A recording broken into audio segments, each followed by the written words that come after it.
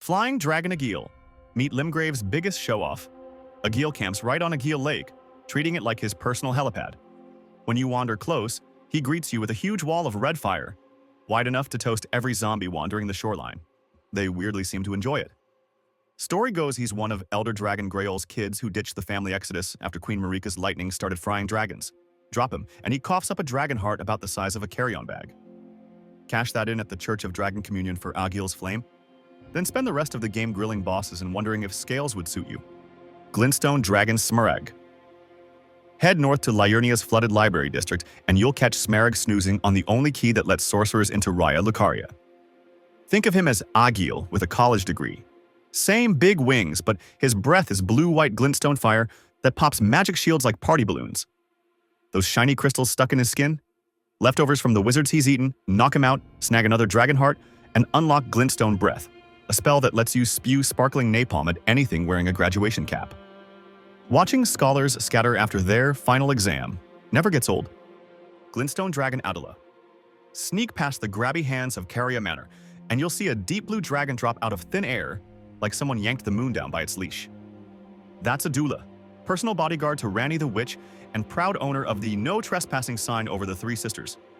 Chunk her health and she rage teleports away, pulling the classic "we'll finish this later" move. Later is the Cathedral of Manus Celis, a frozen cave stuffed with fallen stars and one very cranky dragon knight. Round 2 comes with upgrades, homing crystal shards, a sweeping moonblade that frostbites on impact, and the usual crystal napalm breath. Put her down and you collect a dragon heart plus Adula's moonblade, basically an ice katana made of starlight, perfect for cosplaying as a lunar samurai. Fun detail, her item lore admits she bent the knee to Ranni after losing a duel, making her the only dragon in the lands between who's officially on somebody's payroll. Decaying Ekzykes.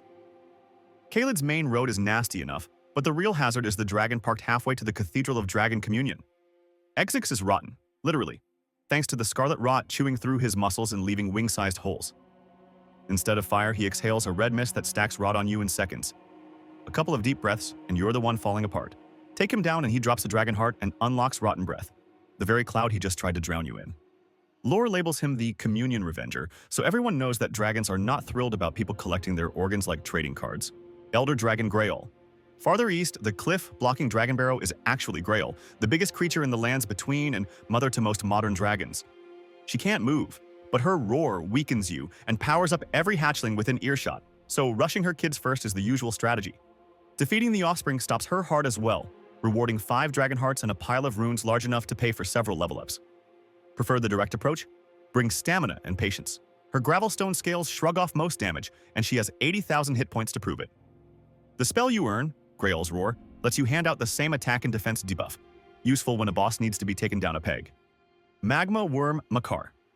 Slide down the ruin-strewn precipice in northern Liurnia, and you'll meet Makar, a former human who overdid Dragon Communion and got cursed into a lava-loving worm. He trades wings for arms and swings a massive curved blade while spewing magma pools that linger on the ground. Heavy stagger damage, jump attacks, can drop him to his knees, giving melee builds a clear opening.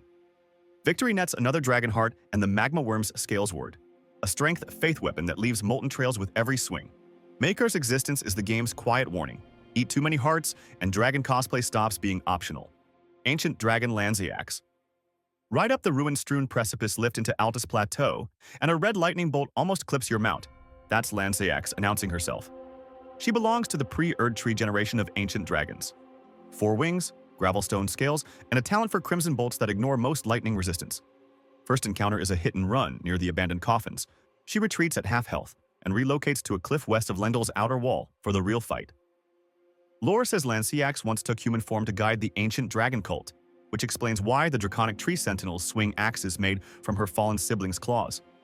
Beat her, and you earn Lansseax's Glaive, an incantation that summons a sweeping arc of red lightning. No dragon heart this time, reinforcing that the truly old dragons don't part with organs on request. Neat detail, her red bolts and Fortissax's twin stakes share animations. A quiet nod that the two were clutch mates long before the Golden Order rewrote history. Borealis, the freezing fog. Mountaintops of the Giants aren't exactly welcoming, but the real freezer burn starts on the frozen lake east of the freezing lake site of Grace. 1 minute it's a whiteout, the next a roar turns the snowstorm into a wall of crystal needles. Borealis is airborne. He's one of the last ice dragons, a breed the fire giants chased off these peaks centuries ago. His breath applies frostbite in seconds, 20% max HP loss, and slower stamina regen, and he'll keep spamming it unless you break line of sight. Fun quirk, his aggro range is tied to the blizzard. Walk away and he vanishes, but his health bar stays up, so you can reset the fight without a full reload. Drop him and you get a Dragon Heart plus access to Borealis' Mist at the Cathedral of Dragon Communion, an incantation that turns you into a portable deep freeze. Historians note his heart never warms, even beside a bonfire, which is equal parts lore flavor and fridge magnet. Flying Dragon Greyll. Caelid's Dragon Barrow has a bridge that looks surprisingly clear right up until Greyll crash lands on it. Think of him as Agheel's bigger, angrier brother. Same move set, but the numbers are cranked up and the arena is a narrow plank over a canyon. One wrong dodge and gravity takes the win. Greyll's roar applies a hefty attack buff to every nearby dragon, including himself, which makes sense since his mother, Elder Dragon Greyoll, is parked just down the road. If you tackled Greyoll first, this fight gets easier. If not, enjoy the double damage reminder. Beat Greyll and you pocket a Dragon Heart and a solid chunk of runes. No new spells, but another step toward your personal heart collection. Quick tip. He's oddly weak to arrows from the far end of the bridge, so archers can turn an epic duel into a slow roast on a stick. Lichdragon Fortissax. Fortissax isn't found in the open world. You enter his arena by climbing into Fia's deathbed dream, after finishing her questline. The setting is pure cinema. Storm clouds, twisted roots, and Godwyn's giant corpse looming in the dark. Fortissax fights with two hands, red ancient dragon lightning and black death lightning that spawns clouds capable of inflicting death blight if you linger. He also drops two enormous lightning stakes that erupt from the ground. Easy to dodge, lethal if you're daydreaming. Lore twist. Fortissax once fought the death blight to save his friend Godwyn, then got corrupted himself, so this battle is basically a mercy kill. Defeating him grants a remembrance, no Dragon Heart, that trades for Fortissax's lightning spear or death lightning, letting you hurl crimson bolts or call down the same corrupt storm that doomed him. Great Wyrm Theodorix. Deep in the consecrated snowfield, a frozen river ends at what looks like a sleeping hill, until the hill exhales lava. Theodorix is the alpha of the Magma worms, 3 times the size of Makar and apparently proud of it, because he opens every fight by rolling across the ice like a molten steamroller. Lore says these worms are former Dragon Communion addicts cursed into lava-spewing reptiles. Theodorix proves the habit can get out of hand, literally, since his wings have shrunk into stubby arms wielding nothing but hot temper.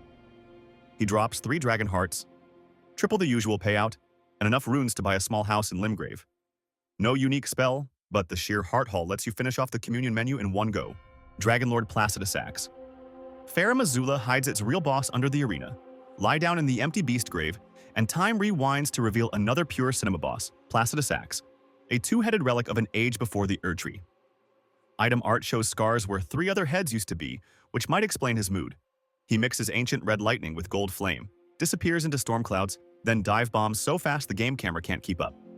Remembrance trades for Placidusax Ruin, a handheld laser beam, or the Dragon King's Crag Blade, both strong enough to make the Elden Beast side-eye you. No Dragon Heart drops. Ancient royalty doesn't give out organs as party favors, but beating him does let you use Miquella's Needle here, the only place in the game where you can stab away the frenzied flame ending. Placidusax spends the whole fight waiting for his vanished god to return. After you're done, he's still waiting, just with fewer hit points. Ancient Dragon Senessax. Guarding the path to the summit in the jagged peak holds Senessax, an elder cousin to Lansseax, but without the red carpet intro. 4 wings, gravelstone scales, and a love of ancient red lightning that ignores most talismans. The arena is your biggest friend, big open area, and the game allows you to ride Torrent into battle.